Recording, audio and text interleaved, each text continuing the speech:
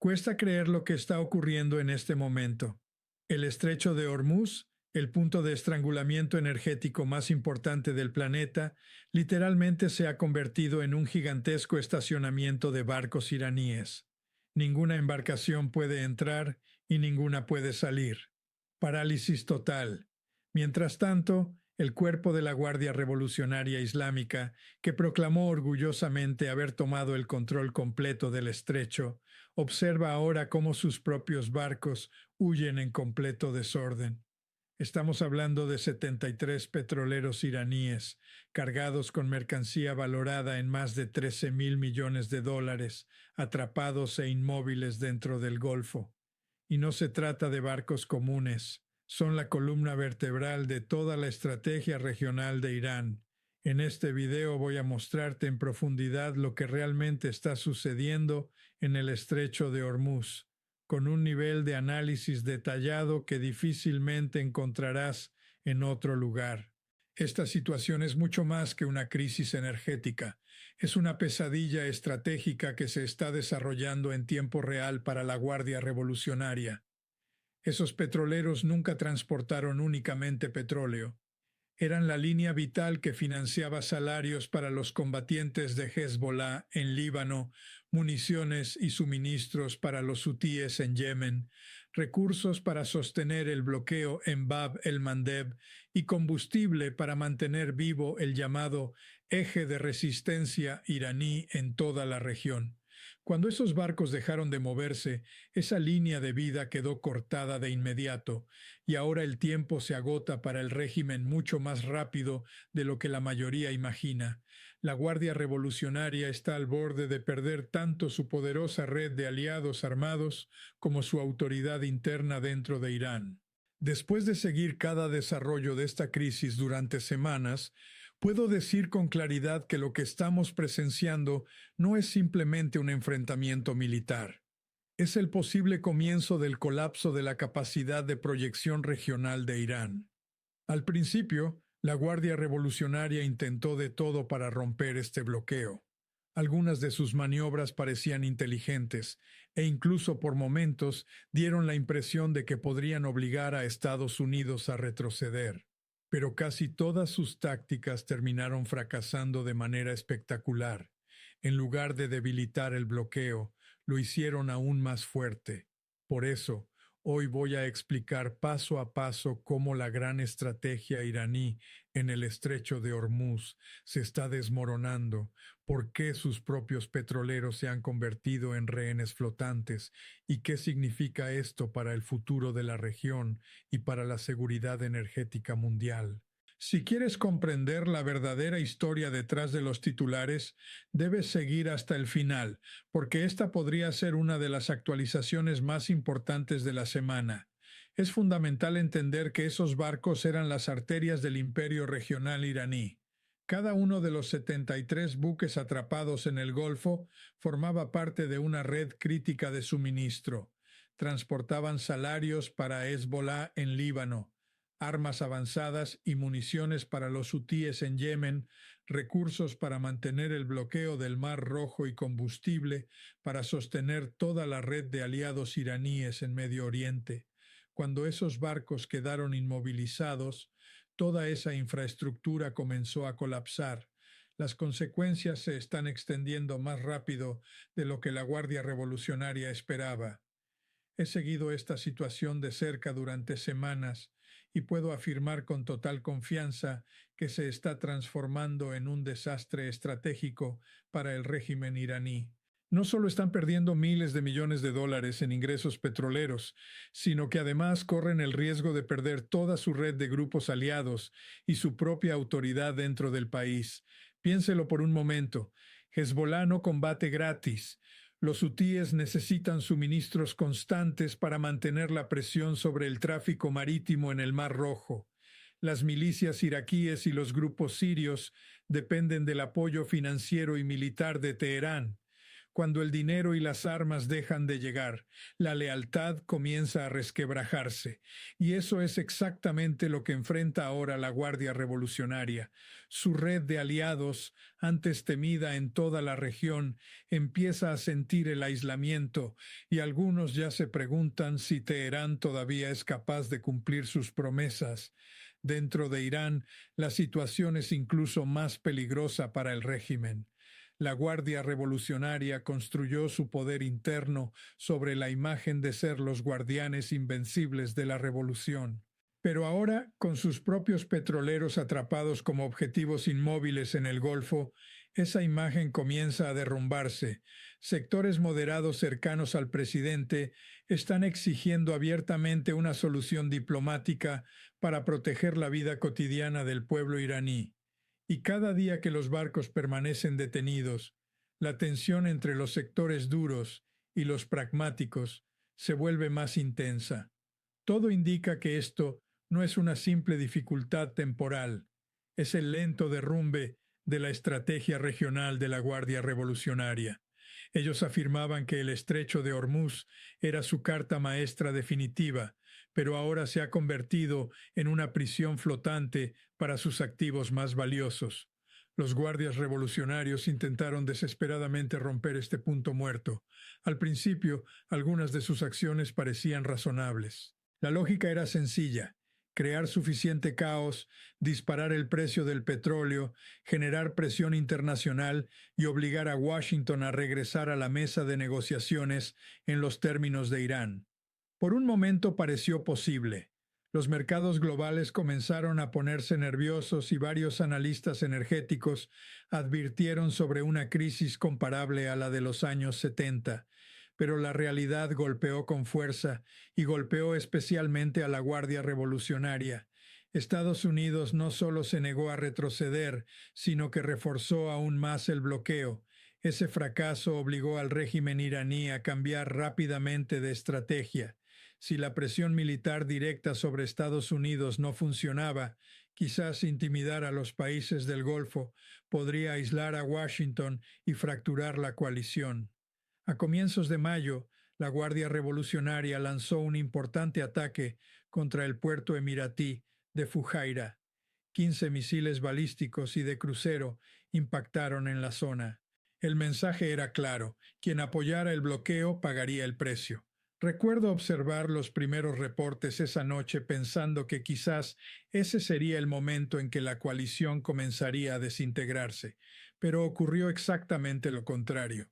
En vez de alejarse, Emiratos Árabes Unidos, Arabia Saudita y Qatar se alinearon todavía más estrechamente con el bloqueo liderado por Estados Unidos. La coordinación entre ellos se profundizó y sus declaraciones públicas se volvieron aún más firmes. El intento iraní de dividir a los países del Golfo terminó fracasando por completo. A medida que el régimen se desesperaba más, recurrió a acciones todavía más peligrosas.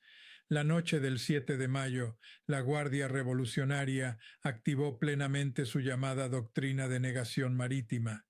Esta debía ser su jugada maestra. Cientos de drones suicidas, misiles de crucero y embarcaciones de asalto armadas fueron lanzados contra 3 destructores estadounidenses que operaban cerca del estrecho. Al mismo tiempo, se abrieron las compuertas de las ciudades subterráneas de misiles en la isla de Kish. Era una demostración de fuerza cuidadosamente diseñada para mostrar que Irán estaba dispuesto a escalar el conflicto hasta el límite. Pero lo que ocurrió después cambió por completo el equilibrio de la crisis.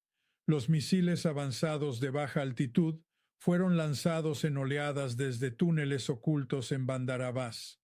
La Guardia Revolucionaria Islámica creía que este ataque masivo de saturación hundiría buques de guerra estadounidenses o, al menos, obligaría a Estados Unidos a retirarse. Pensaban que estaban a punto de asestar un golpe humillante. He estudiado cuidadosamente la cronología de aquella noche y durante algunas horas la situación pareció caótica y extremadamente peligrosa. Pero el resultado fue devastador, y no precisamente para los estadounidenses. En el momento en que la Guardia Revolucionaria abrió las compuertas de sus bases subterráneas y expuso décadas de arsenales ocultos, el Comando Central de Estados Unidos lanzó un feroz contraataque. Bandar Abbas, Qeshm y Minab fueron alcanzadas una tras otra en rápida sucesión. Ataques de precisión transformaron instalaciones subterráneas reforzadas durante décadas en enormes cráteres humeantes. El inventario de misiles más valioso de la Guardia Revolucionaria, enterrado y protegido durante años, quedó reducido a cenizas en una sola noche. La primera vez que desplegaron completamente sus fuerzas ocultas, esas mismas fuerzas fueron prácticamente destruidas. Los barcos restantes y las lanchas rápidas de ataque fueron retirados hacia sus puertos de manera desorganizada, casi en estado de pánico. La fuerza que afirmaba ser la dueña indiscutible del estrecho de Hormuz terminó escondiéndose a lo largo de sus propias costas, tratando de recuperarse de sus heridas. Su doctrina de negación marítima había sido expuesta y neutralizada en cuestión de horas, pero la Guardia Revolucionaria todavía se negaba a aceptar la derrota. Entonces recurrieron a una nueva estrategia, la llamada flota fantasma. Comenzaron a enviar enormes petroleros directamente contra la línea del bloqueo estadounidense. La lógica era fría y calculada. Si Estados Unidos hundía esos barcos, se produciría una crisis internacional masiva, derrames de petróleo, desastre ambiental e indignación global. Pero si los dejaba pasar, el bloqueo entero se derrumbaría. La Guardia Revolucionaria creyó haber colocado finalmente a Washington frente a un dilema imposible. Pensaban que habían construido una trampa perfecta. Durante un breve momento pareció una jugada inteligente. El mundo entero observaba mientras la tensión alcanzaba niveles extremos.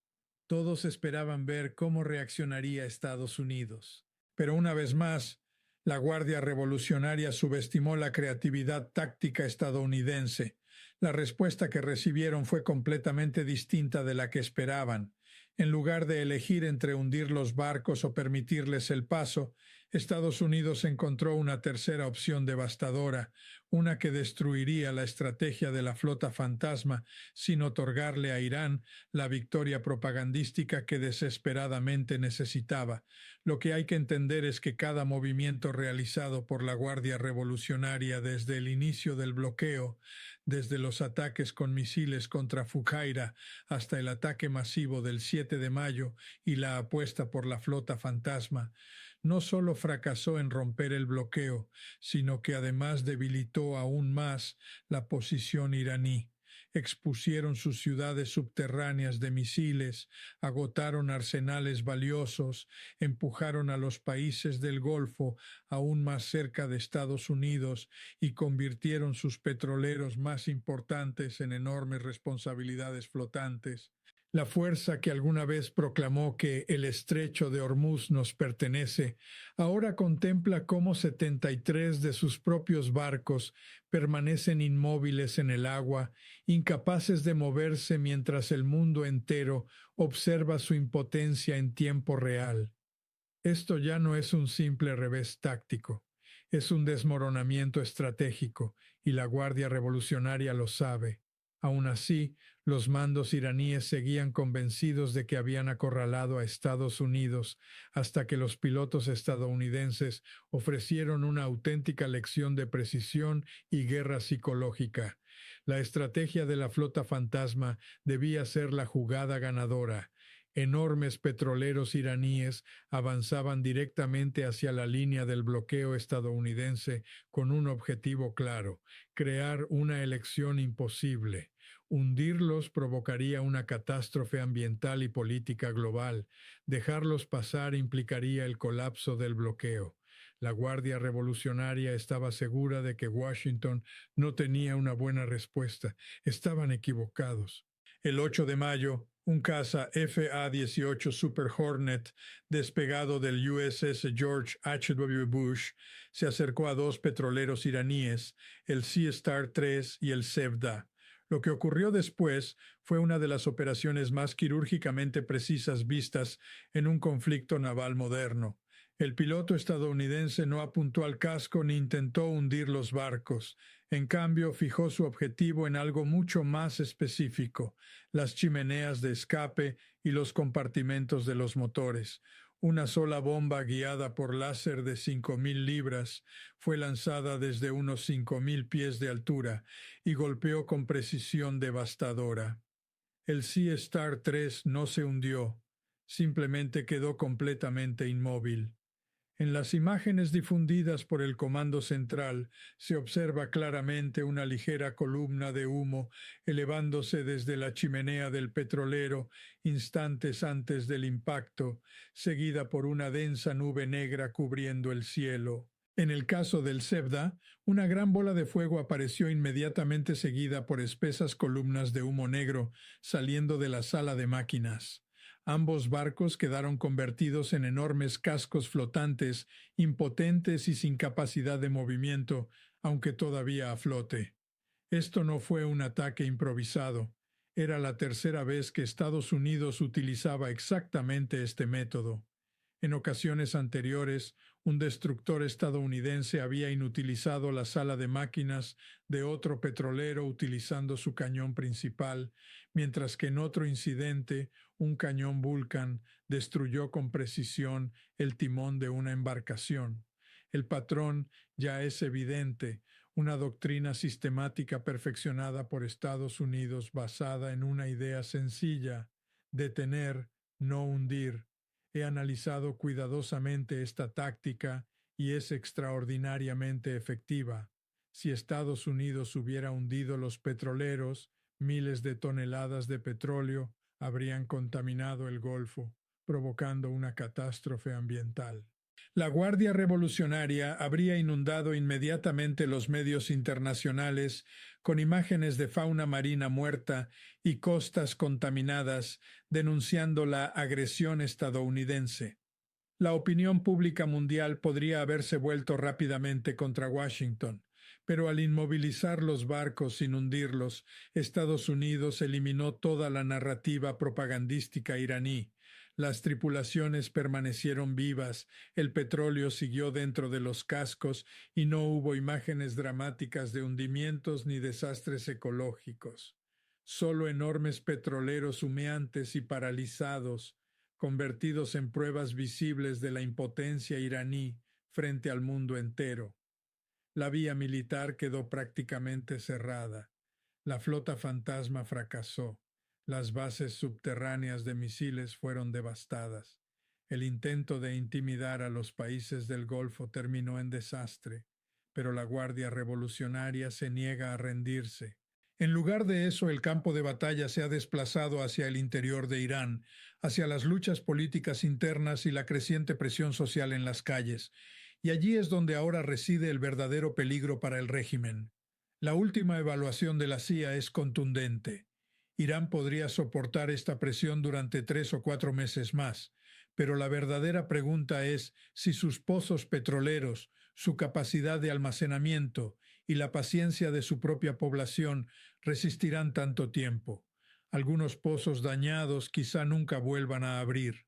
El riesgo ambiental crece y las fracturas internas del régimen se profundizan. Esto ya no es solo un enfrentamiento naval, es una guerra de desgaste de altísimo riesgo, donde el tiempo mismo se ha convertido en el peor enemigo de Irán.